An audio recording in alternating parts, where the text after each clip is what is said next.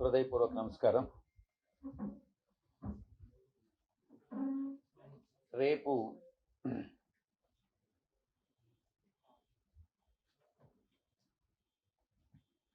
4వ తారీఖున నాయుడుపేటలో సిద్ధం మహాసభ ముగించుకున్న తర్వాత అక్కడ బయలుదేరి సాయంకాలం గౌరవ ముఖ్యమంత్రి వర్యులు శ్రీ జగన్మోహన్ రెడ్డి గారు నెల్లూరు జిల్లాలో ప్రవేశించడం జరుగుతుంది. 4వ తారీఖు రాత్రి 5వ తారీఖు అంతా కూడా ఆయన ప్రిపరేషన్లో ఉంటారు. అంటే ఒక 4 రోజులకి ఒకసారి మొత్తం ఆ 4 రోజులు జరిగినటువంటి మీటింగులకు సంబంధించి సమీక్ష, రాబోయేటటువంటి 4 రోజులు ఏ రకంగా మీటింగ్స్, స్పందన, ఆ యొక్క సమీక్ష, అంటే 4 రోజులకు ఒకసారి ఈ సమీక్షా సమావేశాలు జరుగుతాయి. అందువల్ల 5వ తారీఖు పూర్తిగా ఎక్కడా పబ్లిక్ మీటింగ్ లేకుండా సమీక్షలు నిర్వహించుకోవడం జరుగుతుంది. 6వ తారీఖు ఉదయం 9:30 నుంచి కార్యక్రమం ప్రారంభమవుతుంది. ఉదయం 9:30 నుంచి అంటే సాధారణంగా జరిగేదానికన్నా భిన్నంగా ఇప్పటి వరకు కూడా మీటింగ్స్ ఎక్కడెక్కడైతే పెట్టామో ఆ మీటింగ్స్ అన్నీ కూడా ఒక ఇంటరాక్టివ్ సెషన్ అన్నటువంటిది ఉండేది. అంటే ఎవరైతే ప్రశ్నలు అడగాలనుకుంటారో వాళ్ళు ప్రశ్నలు అడిగేవాళ్ళు, దానికి గౌరవ ముఖ్యమంత్రి వర్యులు జవాబు చెప్పేవారు. కానీ నెల్లూరులో దానికి కొంచెం భిన్నంగా ఎవరైతే సీఎం గారిని కలవాలనుకుంటున్నారో ఒక్కొక్క నియోజకవర్గం నుంచి ఒక 10 మందిని, మొత్తం 7 నియోజకవర్గాల నుంచి ఒక 70 మందిని కలిపేటటువంటి ప్రయత్నం చేస్తూ ఉన్నాం.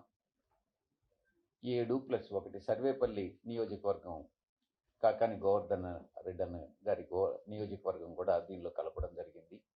ఈ 8 నియోజకవర్గాలకు సంబంధించి ఉదయం 9:30 గంటలకి బ్రేక్ఫాస్ట్ లొకేషన్లో కొంతమందిని, అక్కడి నుంచి బయలుదేరి లంచ్ పాయింట్కి చేరుకునేటప్పుడు ఆ మధ్యలో ఎక్కడైతే ఏ ఊర్లు వస్తున్నాయో, గ్రామాలు వస్తున్నాయో ఆ గ్రామాల్లో అంతా కూడా భారీ ఎత్తున రిసెప్షన్ అన్నటువంటిది ఆయనకి స్వాగతం పలుకుతారు. ఆ స్వాగతం పాయింట్స్లో ఆయన దిగి వాళ్ళని విష్ చేయడం కూడా జరుగుతుంది. అక్కడ హారతులు ఇవ్వడం, ఇలాంటివన్నీ కూడా కార్యక్రమాలు జరుగుతాయి.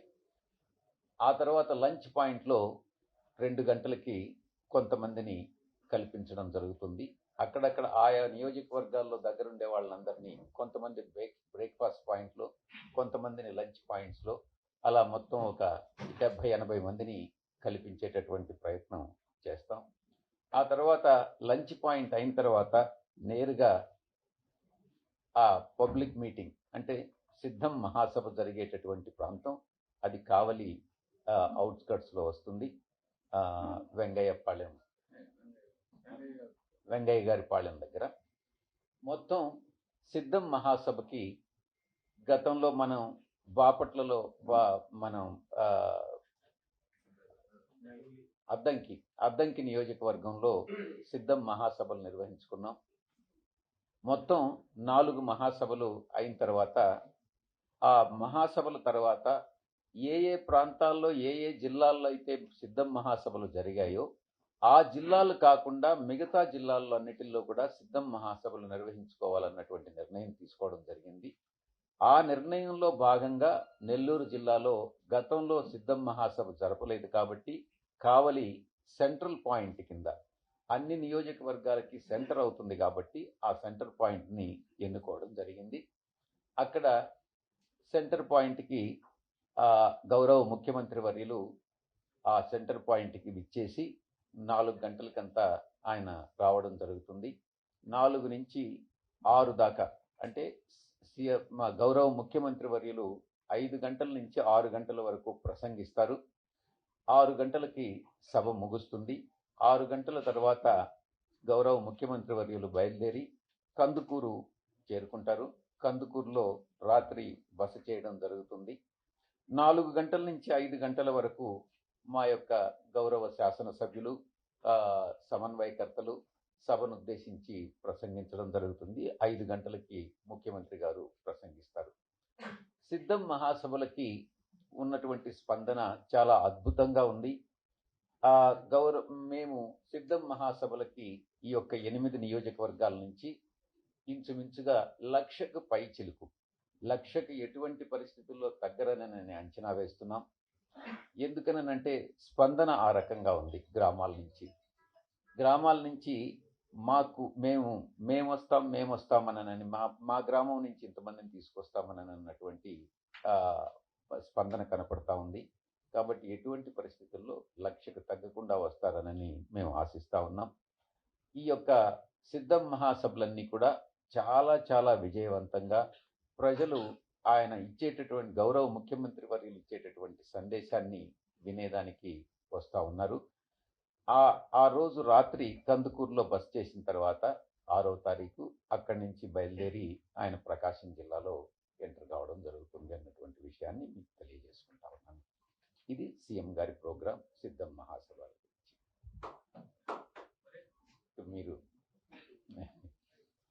మీరు ఏదైనా సందేహాలు ఉంటే, ప్రశ్నలు ఉంటే అడగచ్చు.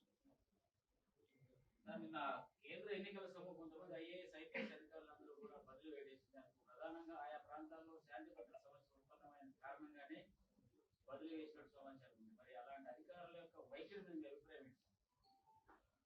ఉదాహరణకు నెల్లూరు తీసుకుందాం. శాంతి భద్రతల సమస్య ఏముంది? తిరుపతిలో శాంతి భద్రతల సమస్య ఎక్కడుంది? చిత్తూరులో ఎక్కడుంది? గుంటూరులో ఎక్కడుంది? శాంతి భద్రతల సమస్య అని మీరు ఎలా చెప్తున్నారు? ఎక్కడైనా శాంతి భద్రతల సమస్య వచ్చింది, ఉత్పన్నమైంది, ఏదన్నా అవాంఛితమైనటువంటి సంఘటనలు జరిగాయని మీరు ఏదన్నా అనుకుంటున్నారా?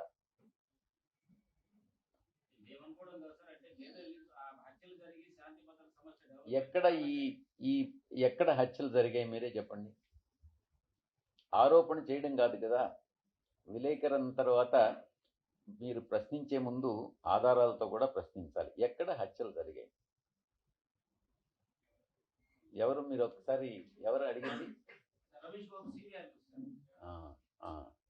ఎక్కడ జరిగాయి రమేష్ బాబు? ఎక్కడ? గుంటూరు స్పెసిఫిక్గా చెప్పు, నాకు తెలియకుండా ఎక్కడ జరిగింది చెప్పు. నువ్వు రమేష్ బాబు, నువ్వు అడిగిన దానికి స్ట్రైట్గా చెప్పుమా. నువ్వు ఎక్కడ హత్య జరిగింది? నువ్వు చెప్తున్నావు కదా హత్య జరిగిందనని. ఎవరు హత్య కాబడ్డారు? ఎవరు హత్య చేశారు? ఎక్కడ శాంతి భద్రతలకు భంగం కలిగాయి? ఏంది? ఎక్కడ శాంతి భద్రతలు అన్నవి ఎక్కడ భంగం కలిగాయి? ఒక ఇన్సిడెంట్ చెప్పు.